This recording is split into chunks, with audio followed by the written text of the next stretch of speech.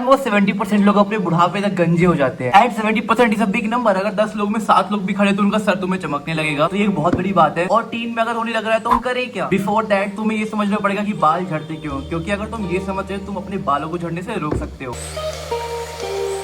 यार अगर तुम एक लड़की हो ना और तुम जैसे जैसे बड़े हो रहे हो ना, तुम्हारी बॉडी एक हार्मोन क्रिएट करती है जिसको कहते हैं टेस्टोस्टेरोन, जो कि एक मर्द के लिए बहुत ज्यादा अच्छी चीज है। ये चीज हमें बड़ा बनाती है, स्ट्रॉन्ग बनाती है, हमारी मसल्स बनाती है, हमारी वॉइस डीप करती है। और इसी टेस्टोस्टेरोन का थोड़ा सा अमाउंट ना एक और चीज में कन्वर्ट हो जाता है जिसे हम कहते हैं DHT, डाईहाइड्रो टेस्टोस्टेरोन। ये क्यों होता है इसके भी कोई भी श्योरिटी नहीं है, क्योंकि अभी इसकी रिसर्च चल रही है और आज तक कभी इसकी रिसर्च हो नहीं पाई है। दिस शोज की मेन की इश्यूज में कितनी कम रिसर्च हुई है अभी तक। यार अगर तुम एक बॉय या फिर मर्द हो ना तो तुम्हारे अंदर DHT बनना तो कंफर्म ही है। पर कुछ लोग ऐसे होते हैं जो DHT को लेकर बहुत ज्यादा सेंसिटिव होते हैं और कुछ लोग होते हैं बहुत कम सेंसिटिव होते हैं DHT को लेकर। और अगर तुम बहुत ज्यादा सेंसिटिव हो अपने DHT को लेकर तो बोला तुम्हारे सर के ऊपर छोटा छोटा जम जाता है, मतलब जहाँ पे जड़ें होती है ना छोटी छोटी, वहाँ पे भरना शुरू हो जाता है। और इन्हीं छेदों में होती है हमारे बालों की रूट, जिन्हें हम फॉलिकल कहते हैं। और ऐसा माना जाता है कि DHT उन छेदों में इतने भर जाते हैं कि वो छेद रूट्स के लिए बंद हो जाते हैं पूरे। और जब कोई चीज छेद में भर जाती है तो उसका रूट वहाँ से गायब होने लगता है और वो बाल बाहर आना बंद हो जाता है। और जब यही पूरे बालों में जम जाता है तो लोग कहते हैं कि इसके सर से बाल चले गए, अब इसके बाल नहीं आते, इसके बाल कभी नहीं आएंगे। जिनके सर में ना बिल्कुल भी बाल नहीं आ रहे होते जैसे रॉक, उनके सर पे फॉलिकल पूरे मर चुके होते हैं उसी DHT के छेदों पे भर जाने की वजह से। अनलेस अगर वो बहुत महंगी या फिर बहुत अच्छी जगह से सर्जरी करवाते तब जाके उनके थोड़े थोड़े ही बाल आ पाएंगे। पर सिर्फ थोड़े थोड़े, मतलब जो DHT से हमें गंज पड़ता है ना मेल के अंदर, तो इलाज के बाद भी सिर्फ थोड़े थोड़े ही बाल आ पाएंगे, जिसे बॉल्डनेस कहते हैं, जो कि सिर्फ मर्दों को होती है। उसका कोई भी इलाज नहीं है यार इस दुनिया में, अनलेस एक हेयर ट्रांसप्लांट जिसमें तुम किसी और के बाल डालते। पर अगर तुम सोचो कि तुम्हारे छेद जो कि DHT से भी ब्लॉक हो चुके हैं और तुम चाहो सर्जरी से उसे खुलवा दे, बट ऐसा पॉसिबल नहीं है। वो सिर्फ नाम मात्र के लिए सर्जरी होती है, बट उससे कुछ फायदा तुम्हें बिल्कुल भी नहीं मिलेगा। डू यू नो, अगर तुम एक टीनेजर और तुम्हारे चेहरे में दाढ़ी बहुत जल्दी जल्दी आना शुरू हो गई तो इसकी बहुत ज्यादा श्योरिटी की तुम्हारे सर के बाल बहुत जल्दी चले जाएंगे तुम्हारे ऊपर से। तुम्हें पता जल्दी दाढ़ी क्यों आती है टीनेजर्स में? क्योंकि उनके अंदर टेस्टोस्टेरोन बहुत ज्यादा होता है। मोस्ट ऑफ द केसेस में अगर टेस्टोस्टेरोन ज्यादा बढ़ रहा है तो तुम्हारा DHT भी बहुत ज्यादा बनता है और वही DHT 23-24 साल की उम्र में तुम्हारे सर में जाके ब्लॉकेज कर सकता है और जिससे तुम हो जाओगे गंजे। यार अब तुम्हारे अंदर एक क्वेश्चन आ रहा होगा कि अगर DHT रहते हैं तो हमारे दाढ़ी के बाल क्यों नहीं गिरते? यार देखो, तुम्हें ये चीज तो पता होनी चाहिए, जो हमारे ऊपर बाल आते हैं, जो साइड में बाल होते हैं, वो बहुत ज्यादा अलग अलग होते हैं। इसलिए जब किसी को गंज पड़ता है तो उसके सिर्फ ऊपर के बाल जाते हैं, साइड के नहीं जाते। इसलिए किसी की चीख या फिर दाढ़ी के बाल नहीं जाते हैं जब उन्हें गंज पड़ रहा होता है। जैसे कि तुम अनुपम खेर को देख सकते हो, तो ऑलवेज जो यहाँ के बाल होते हैं और यहाँ के बाल होते हैं वो सेम वर्क करते हैं, और जो यहाँ के बाल होते हैं ये थोड़े डिफरेंट वर्क करते हैं। इवन जब बच्चा पैदा होता है तो सबसे पहले उसके साइड के बाल आते हैं, ऊपर के बाल बाद में आना शुरू होते हैं। तो अब मेन क्वेश्चन कि हम अपना हेयर फॉल कैसे रोक सकते हैं। अब एक मिनट रुको, इसकी हम बाद में बात करते हैं।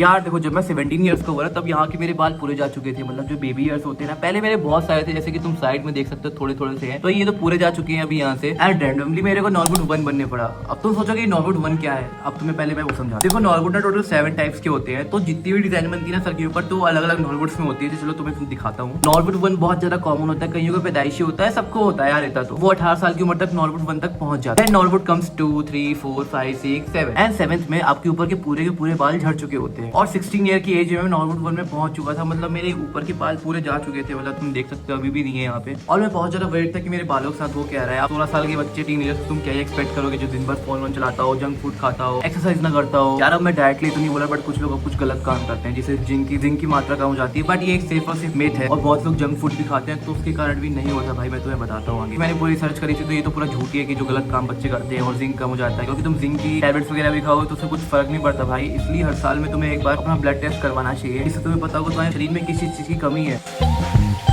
बालों का झड़ना सिर्फ और सिर्फ एक कारण से होता है, DHT। अगर तुम्हारे सर में DHT पड़ना शुरू हो गया तो तुम गंजे हो गए। तो घूम फिर के हम वापस उस वीडियो के पॉइंट में आ चुके हैं जहाँ पे हम पहले थे। या तुम्हारे सर के फॉलिकल या हेयर रूट्स बंद हो रहे हैं, वो बंद होना शुरू हो चुके हैं। There is no escaping it. इससे बचने का कोई भी रास्ता नहीं है, तुम इससे नहीं बच सकते हो। कोई भी टोटका नहीं है इसका, कोई भी इलाज नहीं है इसका, कोई भी मेडिटेशन करके, कोई भी दवाई खाकर, और तुम कोई भी डाइट में ऐसी चीज नहीं खा सकते जिससे तुम्हारा न्यूट्रिएंट पूरा हो जाए और वो DHT पड़ना कम हो जाए। क्योंकि तुम्हारा केस न्यूट्रिशन का कमी वाला तो बिल्कुल भी नहीं है। तो तुम्हारा केस है मेल पैटर्न बॉल्डनेस, जो कि तुम्हें DHT की वजह से हुआ है। तो मेरा भी वही केस था। तो मैंने ठीक कैसे किया, तो यार जब मेरे यहाँ से बाल जाना शुरू हुए थे तो मैं बहुत ज्यादा परेशान हुआ था कि ये सब हो क्या रहा है मेरे साथ। तो मैंने क्या किया था, तो उस टाइम पे मैंने सोचा कि ऐसी कौन सी चीज हो सकती है जिससे मेरे बाल झड़ना रुक सकते हैं और ऐसा क्या कर सकता हूँ मैं। तो सबसे पहले मेरे दिमाग में आया डर्मा रोलर के बारे में। Derma roller is an object जो तुम अपने स्किन में यूज करते हो छोटे छोटे माइक्रो टीयर्स करने के लिए, छोटे छोटे पोर्स बनाने के लिए, या तो तुम इसको अपने हेयर लाइन पर यूज कर सकते हो। तो उस डर्मा रोलर को मैंने यहाँ पे यूज करना शुरू कर दिया एंड मैंने कोई टोटका नहीं किया भाई, सिर्फ यूज करना शुरू कर दिया एंड ये बहुत ज्यादा सही चीज थी। एंड मैंने अपने बालों में यार एलोवेरा यूज करना शुरू किया, क्योंकि सब लोग कहते कहते हैं एलोवेरा बहुत ज्यादा अच्छा होता है बालों का। तो हाँ, अंदर का जो जेल होता है ना, मैंने अपने बालों में बहुत ज्यादा यूज किया। तुम किसी ब्रांड का भी यूज कर सकते हो। जब मैंने यूज करना शुरू किया ना यार, तो सच में मेरे बालों की हेयर ग्रोथ काफी अच्छी हो गई। एंड यहाँ पे जो बाल गए हुए थे वो साइड वाले अब वापस आ चुके हैं, तुम देख सकते हो अभी कैमरे पे। अभी बहुत ज्यादा बड़े तो बाल नहीं है, बट बेबी हेयर्स ऐसे ही है, बट ठीक है यार, अभी है तो कम से कम मेरी दाढ़ी से तो ज्यादा ही है, और ये उसी की वजह से आए हैं। अब ये तुक्के से तो मेरे लिए काम कर गई, बट ये करी क्यों? मैंने इसके लिए बहुत सारी रिसर्च करना शुरू करी यार। फिर मेरे को मालूम चला जो मैं एलोवेरा यूज कर रहा था वो पूरा यूजलेस था, उससे कुछ भी नहीं हुआ। असली फर्क पड़ा डर्मा रोलर से। जब मैं इसको यूज करता था ना, तब मेरे पॉलीकर्स के लिए रास्ता बनता था और मेरे बाल रीग्रो होना फिर से शुरू हो रहे थे। और जब मैंने और सर्च करी तब मेरे को मालूम चला कि अगर मैं एलोवेरा की जगह माइनॉक्सिडिल यूज करता तो मेरे और जल्दी बाल आना शुरू होते। तो ये एक तरह का सप्लीमेंट होता है, तुम स्किन में इसको जहां भी यूज करोगे वहां पे ब्लड फ्लो बढ़ जाता है एंड सारे न्यूट्रिएंट्स वहां पहुंचना शुरू हो जाते हैं। मेरे एक भैया, उनकी दाढ़ी नहीं आती थी एक साइड से, तो वो यूज करते थे, तो उन्हें वहां पे दाढ़ी आना शुरू हो गई थी। तो एलोवेरा जब वो यूज करता तो मैं जल्दी बाल आना शुरू हो जाते वहां पे। और इसके बारे में तुम इंटरनेट में सर्च भी कर सकते हो। बहुत सारे लोग जिनकी दाढ़ी नहीं आती वो लोग इसका यूज करते हैं एंड बहुत सारे रिजल्ट्स भी हैं इसके। मतलब तुम किसी से भी सजेशन ले सकते हो उसके बारे में। अब before talking about the conclusion, अब हम बात करते हैं क्या बॉल्डनेस होने से या फिर गंजा होने से तुम्हारी लाइफ में कुछ फर्क पड़ता है। अब मैं अपने कॉमन सेंस के ऊपर तो कुछ नहीं बोलने वाला, क्योंकि लोग बहुत ज्यादा ऑफेंड हो जाएंगे कि रॉन्ग भी टकला है, ये है वो है। तो मैं साइंटिफिक रिसर्च के बेसिस में ही बात करूंगा, जो कि रिसर्चेस वगैरह हुई है, जिस पे यही चीज पे रिसर्च हुई थी, गंजे होने पे, बाल न होने में तुम्हारी लाइफ और अट्रैक्टिवनेस में क्या फर्क पड़ता है। 2 फोटोज ली गई थी, एक में बाल लगाए थे और एक में गंजा रखा गया था। एंड 130+ वुमेन को, जो कि 21 ईयर ओल्ड से ज्यादा थी, एंड उनसे पूछा गया दोनों पिक्चर को रेट करने के लिए। एंड अगर तुम रिजल्ट पे देखोगे तो तुम शायद शॉक होने वाले, क्योंकि तुम्हें भी अंदर ही अंदर पता है कि रिजल्ट्स क्या होने वाले हैं। जब इसका रिजल्ट निकला तब 5 में से 3 नंबर दिए गए जिनके बाल थे, और जिनके बाल नहीं थे उन्हें सिर्फ 5 में से 1 या 1.5 नंबर ही मिले थे। तो दिस शोस अगर तुम्हारे सर पे बाल है तो तुम्हें लोग ज्यादा सुंदर समझते हैं, क्योंकि यार ऑफ कोर्स बाल एक मेल ब्यूटी में बहुत बड़ा पार्ट होता है। एंड यू ऑलरेडी नो, अगर तुम काफी अट्रैक्टिव हो या फिर बहुत अच्छे दिखते हो, तुम्हें अनफेयर एडवांटेजेस मिलता है। तो लड़कियों के केस में देख सकते हो यार। मैं फैक्ट्स में बात करता हूँ, एक बहुत ज्यादा अट्रैक्टिव बंदा जो अपने बचपन में अपने आप को बहुत ज्यादा ध्यान से रखता था, और एक एवरेज था जिसने कभी अपने ऊपर ध्यान भी नहीं दिया, और वो ऐसा दिखता है। और दोनों इंटरव्यू में जाते हैं एंड दोनों के पास दिमाग भी सेम है। तो तुम सोचो किसका सिलेक्शन होगा? ऑफ कोर्स सिलेक्शन सिर्फ इसका ही होगा, क्योंकि humans are design like this. उन्हें सुंदर चीजें पसंद आती है, उन्हें सुंदर फूल पसंद आते हैं, सुंदर लड़की पसंद आती है, सुंदर कार पसंद आती है। तो अगर तुम टकले हो रहे हो या फिर तुम्हें गंज पड़ रहा है, तो don't watch this type of movie जिसमें दिखाया जाता है गंजेपन को नॉर्मल एकदम। तो वो बिल्कुल भी सही नहीं है। आप वो गैस लाइट किया जा रहा है, तो इट इज ओके। अब क्या फर्क पड़ता है, मैं तो टकला हूँ, क्या ही होता है। देखो, it is okay to be bold. अगर तुम्हें बस बाल नहीं तो कोई फर्क नहीं पड़ता, कभी कभी एक्सेप्ट कर लेना चाहिए। तो सच यही है, गंजा वाला टाइम तुम्हारे बाल वाले टाइम से खराब होने ही वाला है। कभी कभी सच को एक्सेप्ट कर लेना चाहिए। तो ठीक है भाई, अब मैं करूँ क्या? उसे ठीक कैसे करूँ? कैसे? यही सुनने के लिए वीडियो देख रहा था मैं एक 15 साल का हूँ, 16 साल का हूँ, मैं कैसे ठीक कर सकता हूँ अपने बालों को? और अगर मैं टकला हो रहा हूँ तो मैं अपने टकले होने को रोकूं कैसे? और बाल जा रहे हैं तो अब उसके लिए मैं करूँ क्या? तो हम लास्ट पार्ट के बारे में बात करते हैं। अब नॉर्मल 7 पड़ चुका है, हम गंजे हो चुके हैं, तब सिर्फ आपके पास 2 ऑप्शंस बचे हैं। Option 1 hair transplant, and trust me, hair transplant normal 7 में बिल्कुल भी अच्छे से वर्क नहीं करने वाला है। सिर्फ नाम मात्र वर्क करेगा यार वो, क्योंकि नॉर्मल 7 रणवीर कपूर, कपिल शर्मा दोनों को आ चुका है। एंड तुम ध्यान से उनकी बालों को देखोगे तो वो बाल नहीं, वो उनकी विग है ना? ये शॉकिंग बहुत सारा लग रहा है तुम्हें?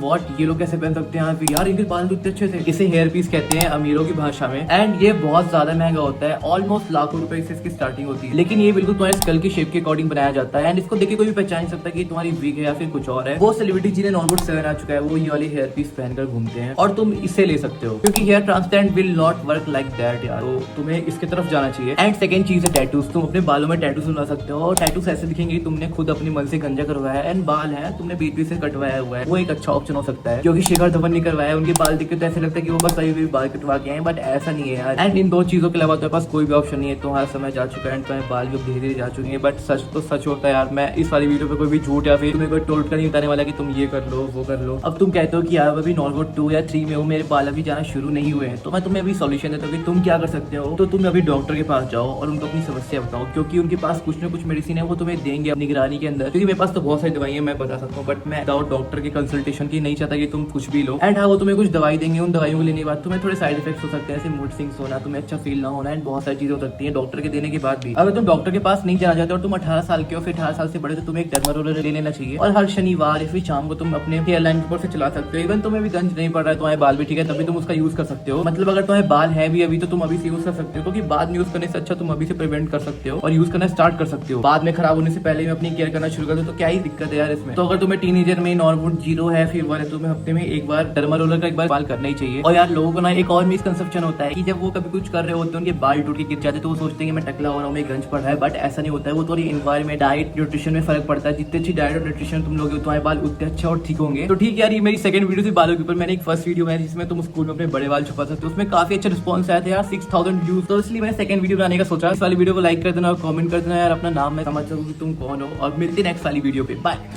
डिहाइड्रोटेस्टोस्टेरोन, डाईहाइड्रोटेस्टोस्टेरोन।